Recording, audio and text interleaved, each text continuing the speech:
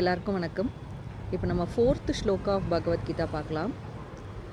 அத்ர சுத்த மகேஸ்வாச பீமார்ஜுன சமாயுதி யுயுதானோ விராட்டஸ்ச த்ரிபதஸ்ச மகாரதः.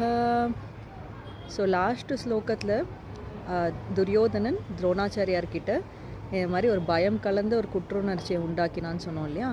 இப்போ இந்த ஸ்லோகத்தில் துரோணாச்சாரியார்கிட்ட என்ன சொன்னாங்கிறத பார்ப்போம்.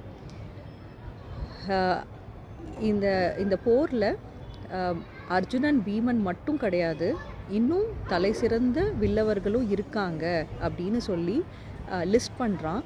அதாவது யுயுதன், விராட்டன், திரிபதன், இவங்க 3 பேரையுமே வந்துட்டு ஒரு பெரிய வில்லாதி வீரன் அப்படின்னு சொல்லி லிஸ்ட் பண்ணுறான். இதை ஏன் இந்த மாதிரி சொல்கிறான் அப்படின்ட்டு பார்த்தோன்னா, அவனுக்கு ஒரு பயம் வந்துருச்சு. நம்ம ஃபஸ்ட்டு ஸ்லோகத்திலே பார்த்தோம் இல்லையா, அவனுக்கு ஒரு பயம் கலந்த ஒரு வந்துட்டு அந்த பாண்டவர்களோட படையை பார்க்கும்போது அவனுக்கு ஒரு பயம் இருந்துச்சு அப்படின்ட்டு. இப்போ அந்த பயத்தில் என்ன பண்ணுறான், he's over thinking a lot.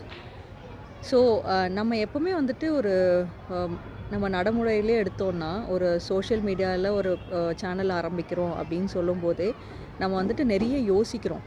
ஐயோ, இது பண்ணால் கரெக்டாக இருக்குமோ, அது பண்ணால் கரெக்டாக இருக்குமோ, நிறைய பேர் வந்துட்டு இந்த மாதிரி பண்ணுறாங்க, இவங்கள பீட் பண்ணி நம்மளால் பண்ண முடியுமா அப்படின்ட்டு ரொம்ப ஓவர் திங்க் பண்ணுறோம்.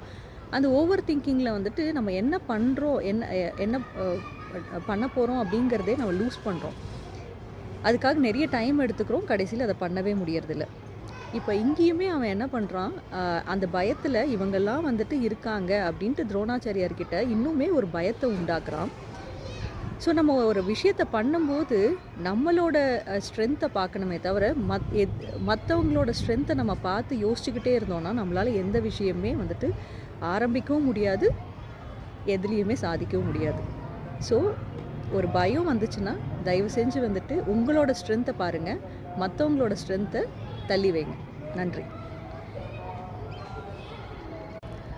இந்த மாதிரி டெய்லி நல்ல விஷயத்தை தெரிஞ்சுக்க என்னோடய சேனலை ஃபாலோ பண்ணுங்கள். தினம் ஒரு கீதை.